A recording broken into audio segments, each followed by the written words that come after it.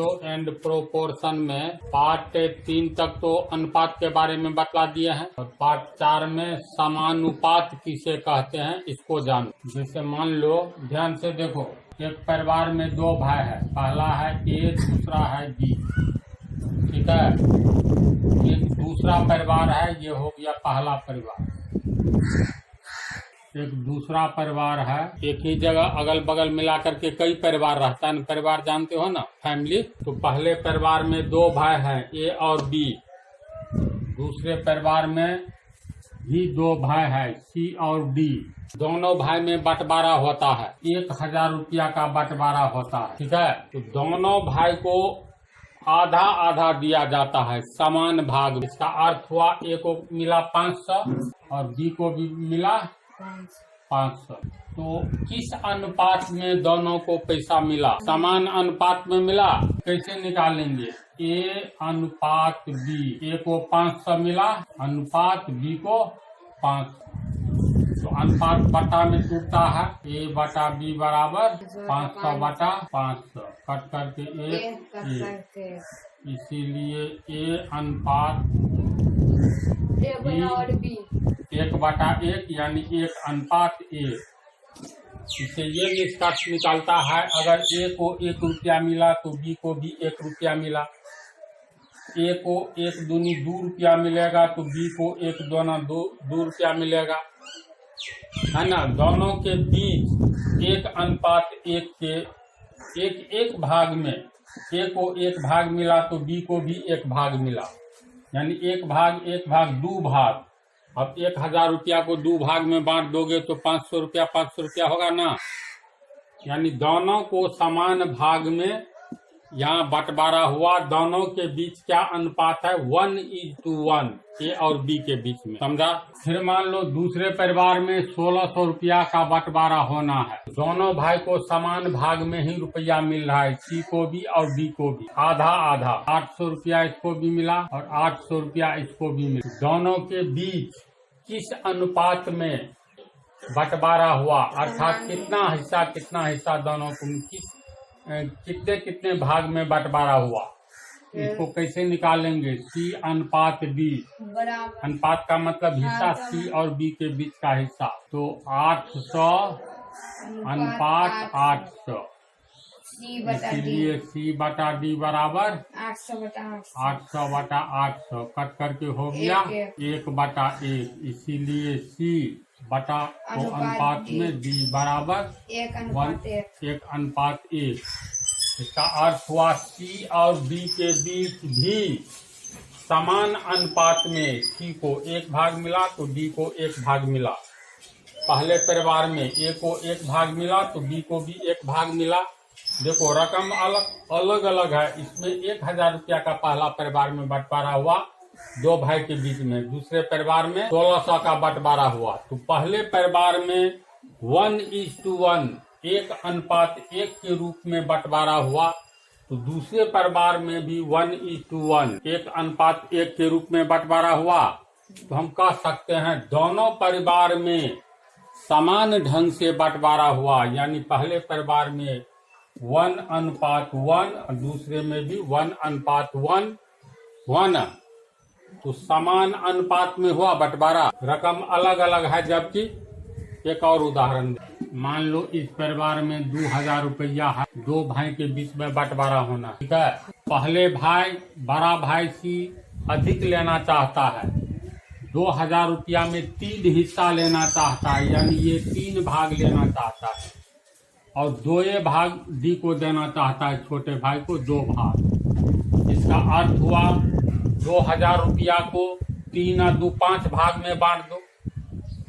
तो 5 भाग में बांटेंगे, पहले 5 समान भाग में बांट दो। तो मान लो 5 समान भाग में बांट दिए। ये बर्तन है, तो 5 समान भाग में बांटेंगे तो 5 से भाग देंगे तो 400। प्रत्येक बर्तन में 400 रुपया आएगा। बड़ा भाई को चाहिए 3 भाग, तो बड़ा भाई लेगा 3 भाग या 3 हिस्सा, तो 3 हिस्सा बड़ा भाई का हो गया। छोटा भाई का 2 हिस्सा, तो 2 हिस्सा छोटा भाई का हो गया। तो बड़ा भाई को कितना मिला? 4 4 8 4 1200 रुपया मिला। छोटे भाई को 800 रुपया मिला ना। यानी C अनुपात D। अब जो निकालेंगे किस अनुपात में मिला, तो तुमको आ जाएगा 3:2 में। देखो C अनुपात D, C को मिला 1200 रुपया, अनुपात D को कितना मिला 800, और C बटा D बराबर 1200/800 होगा। दोनों जीरो कट गया, 12/8, 4 से काटोगे तो 3, 4 से काटेंगे तो 2 बराबर 3/2। तो C बटा D बराबर 3/2। इसीलिए C बटा हो गया अनुपात, C अनुपात D बराबर 3:2। देखो तो 2000 रुपया का बंटवारा 3:2 में करते हैं, अर्थात 3 हिस्सा और 2 हिस्सा में करते हैं। तो पहला को मिला 1200, दूसरे को मिला 800। तो C और D के बीच में किस अनुपात में बंटवारा हुआ, तो C अनुपात D, 3 हिस्सा C को और D को 2 हिस्सा, तो 3:2 में बंटवारा हुआ। इतनी बात को समझा। रुपया कितना है, रुपया है टोटल 2000। ये दूसरा परिवार था। पहला परिवार में 1500 रुपया का बंटवारा होना, समझ गया। तो पहला परिवार में 1500 का बंटवारा होना है, तो ये A ले रहा है 900 रुपया, कितना बचा 600। B को दिया 600 रुपया। तो अब ये सोचो जो किस अनुपात में दोनों भाई के बीच में बंटवारा हुआ है। अनुपात निकालना सिखा दिया है ना। तो यहाँ पर A और B के बीच में कितना कितना हिस्सा किसको मिला, अनुपात का मतलब हिस्सा। कितना हिस्सा A को मिला 1500 में, कितना हिस्सा B को मिला, ये निकालोगे, यानी अनुपात निकालोगे। तो A अनुपात B बराबर 900 रुपया अनुपात 600 रुपया। और अब बटा में तोड़ेंगे तो A बटा B बराबर 900 रुपया बटा 600 रुपया। रुपया रुपया कट गया, 2 जीरो 2 जीरो, तो 9/6, 3 से कटेगा, 3 तिया 9, 3 से काटो 2, 3/2। इसीलिए A बटा B बराबर 3/2 होगा। फिर अनुपात में तोड़ो तो A बटा टूटेगा अनुपात में, B बराबर 3:2। यानी A और B के बीच में भी 3:2 के रूप में बंटवारा हुआ, अर्थात A को मिला 3 हिस्सा, B को मिला 2 हिस्सा। स्पष्ट है ना। तो 3:2 के रूप में बंटवारा हुआ A B के बीच में 1500 रुपया का। A अनुपात B बराबर 3:2। और रुपया अलग है, दूसरे परिवार में 2000 है, लेकिन बंटवारा किस रूप में हुआ, C और D के बीच में 3:2, यानी 3 हिस्सा और 2 हिस्सा के रूप में। और पहले परिवार में भी रुपया देखो 1500 है, दूसरे परिवार में 2000 था। पहला इसको समीकरण 1 मान लो और इसको समीकरण 2 मान लो। तो समीकरण 1 और 2 के देखने पर क्या लगता है, पहले परिवार और दूसरे परिवार में समान अनुपात में बंटवारा हुआ है। 3:2 के रूप में पहले परिवार में 2 भाई के बीच में बंटवारा हुआ 1500 का, तो दूसरे परिवार में भी रुपया जितना है 3:2 के रूप में ही बंटवारा हुआ। तो हम कह सकते हैं A अनुपात B बराबर C अनुपात D। कैसे, तो ये तो समीकरण है ना, इसको हम लोग लिख सकते हैं। इसको पहले 3:2 बराबर A अनुपात B, ये हो गया समीकरण 1, इसको 1 मानो। और इसको लिख सकते हैं, इसको पहले 3:2 बराबर C अनुपात D, इसको समीकरण 2 मानो। तो समीकरण 1 और 2 से देखो तो A अनुपात B बराबर C अनुपात D हुआ। यानी समीकरण 1 और 2 से A अनुपात B बराबर C अनुपात D। इसका अर्थ हुआ A और B के बीच में जो अनुपात है वही अनुपात C एवं D के बीच में है। बराबर लिख सकते हैं, बराबर 3:2 लिख सकते हैं ना। जैसे 2 बराबर 4/2 बराबर 10/2 मान लो, इतना होगा। कट करके 2, ये भी कट करके 2 हुआ, ये भी कट करके 2 होगा ना। तो इसमें हम लिख सकते हैं इसीलिए 2 बराबर 10/5 या 4/2 बराबर 10/5 या 2 बराबर 10/5। कहने का अर्थ ये, अगर A बराबर B बराबर C तो A बराबर C होगा ना। A अनुपात B का मान भी 3:2 है, C अनुपात D का मान भी 3:2 है। तो इससे क्या अर्थ निकलता है? परिभाषा से ही, ये संधि विच्छेद से ही स्पष्ट है। सम जोड़ अनुपात यानी समान अनुपात में रहना समानुपात कहलाता है। अगर कोई दो प्रथम पद किसी दो प्रथम पद का अनुपात किसी दूसरे दो पद के अनुपात के बराबर हो, ध्यान से समझो, अगर किसी प्रथम दो पद का अनुपात किसी दूसरे दो पद के अनुपात के बराबर हो, है ना बराबर, तो दोनों पद यानी प्रथम दो पद एवं दूसरा दो पद समान अनुपात में कहलाता है, अर्थात समानुपाती कहलाता है। समान अनुपात में रहना समानुपाती कहलाता है। ए बी सरल रेखा की लंबाई 8, 8, 16 मीटर है। ध्यान दो इधर, ए बी सरल रेखा की लंबाई कितनी है? तो ये है 8 मीटर, ये है 8 मीटर, 16 मीटर। और सीधी सरल रेखा की लंबाई ये 3 मीटर, ये 3 मीटर, 6 मीटर। तो दोनों की लंबाई अलग अलग है।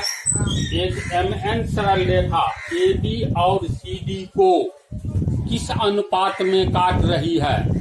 ध्यान से देखो, अगर ये पूछे MN सरल रेखा, सबसे पहले कहेंगे MN सरल रेखा AB को किस अनुपात में काट रही है? तो MN सरल रेखा AB को AO और OB के रूप में काट रही है। MN सरल रेखा AB को AO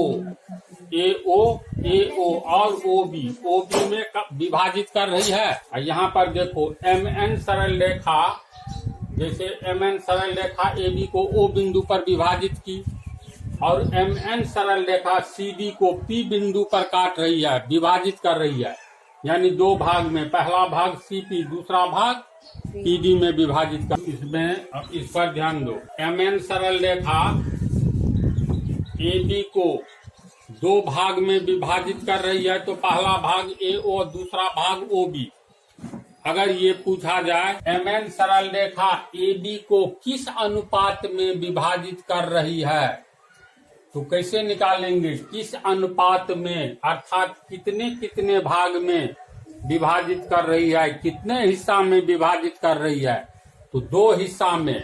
तो किस अनुपात में? तो अनुपात निकालेंगे तो MN रेखा AB को AO अनुपात OB में विभाजित कर रही है ना।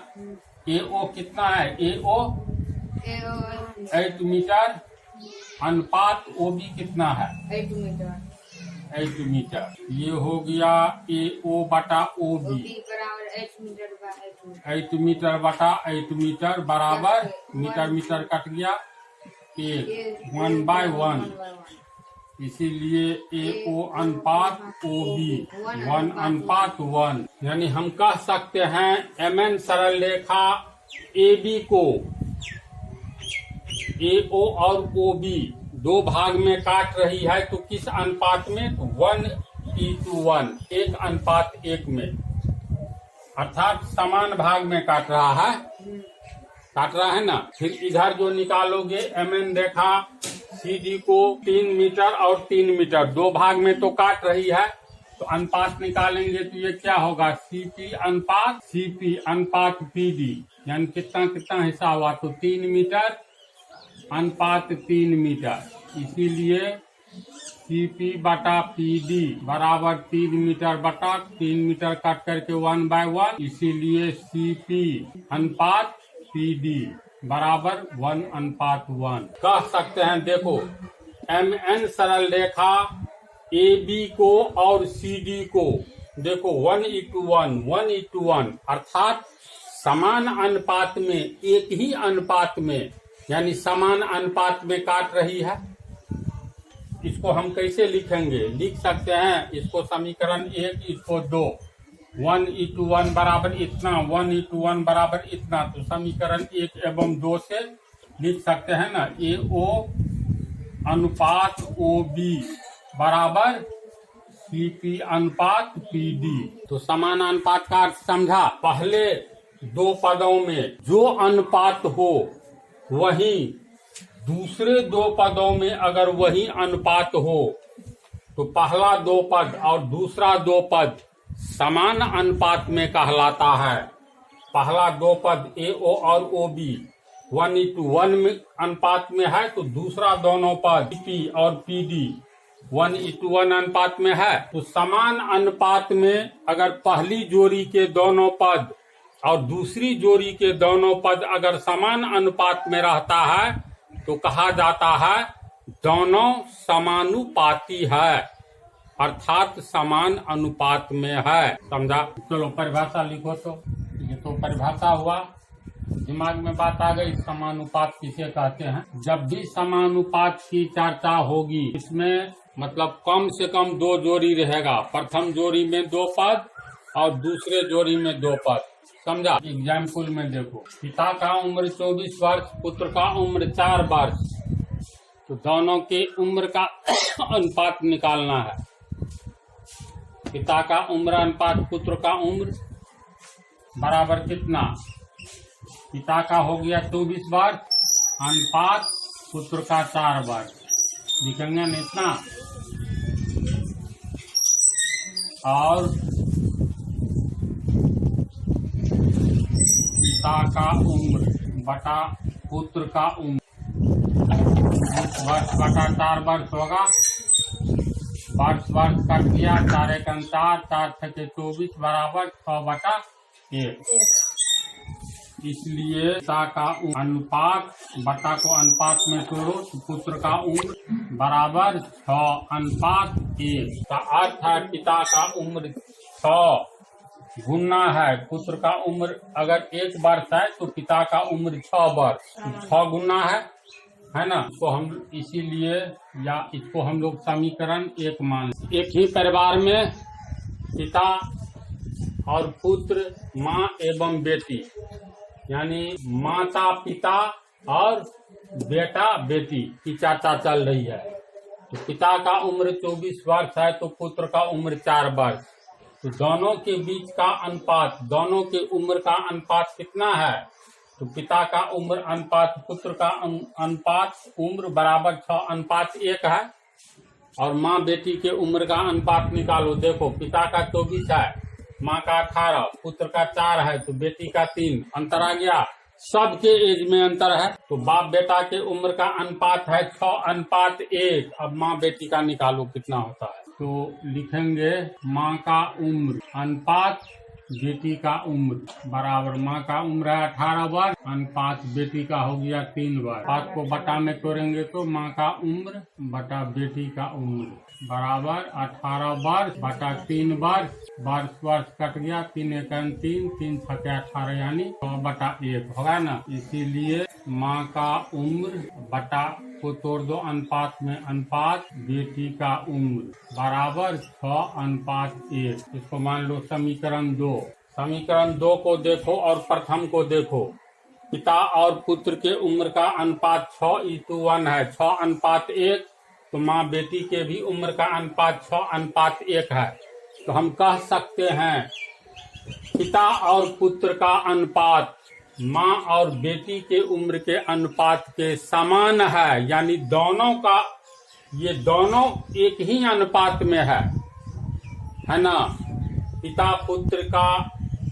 और पुत्र के उम्र का अनुपात एवं माँ तथा बेटी के उम्र का अनुपात समान है ना। 6:1 अर्थात दोनों का उम्र समान अनुपात में है। बाप बेटा का और माँ बेटी का उम्र का अनुपात समान है, अर्थात समानुपाती है।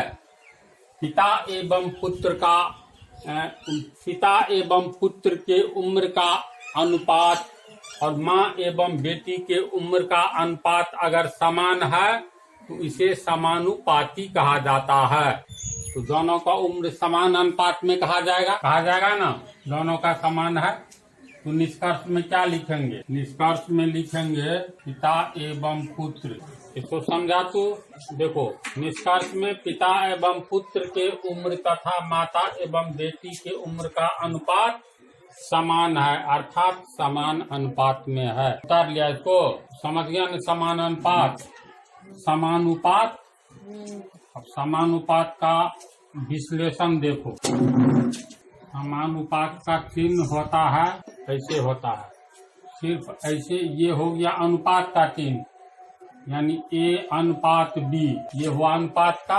और अगर ऐसा रहे A अनुपात B बराबर C अनुपात D, तो इसको ऐसे भी लिख सकते हैं, A अनुपात B C अनुपात D। ये चलता नहीं है, बराबर के बदला इसको भी प्रयोग कर सकते हैं। इसका अर्थ हुआ AB और CD समान अनुपात में है, या AB समानुपाती CD, इसका अर्थ हुआ। तो लिखा ही दिया है ना? ये समझ गया ना? समानुपात का ये चिन्ह हुआ। अगर A और B के बीच अनुपात समान हो, जो बराबर हो C एवं D के अनुपात के बराबर, तो ये चारों कहा जाएगा समान अनुपात में है। अगर A अनुपात B बराबर C अनुपात D हो, कहा जाएगा ABCD समान अनुपात में है। पर ये हिसाब से सब कुछ समझने लगोगे। नहीं को उतार लो, और अगले पार्ट में तुमको इस पर अब प्रॉब्लम बतलाना शुरू करेंगे, तो कंसेप्ट क्लियर होता चला जाएगा।